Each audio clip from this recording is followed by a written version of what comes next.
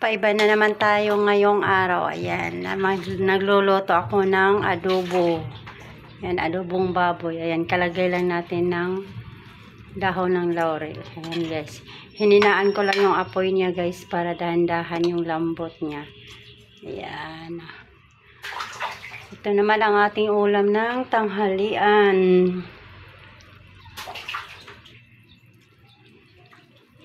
Adobong baboy. Ayan guys, takpan natin, patuyuin natin ng konti dahil marami pa siyang sabaw. Ayan guys, palambutin din natin siya. Ayan. So yummy na naman ang ating tanghalian ngayong araw. Hindi na talaga tayo makapag-diet. Yes. Mahina lang yung kulo niya kasi hininaan ko lang yung apoy. Para dahan-dahan yung lambot niya.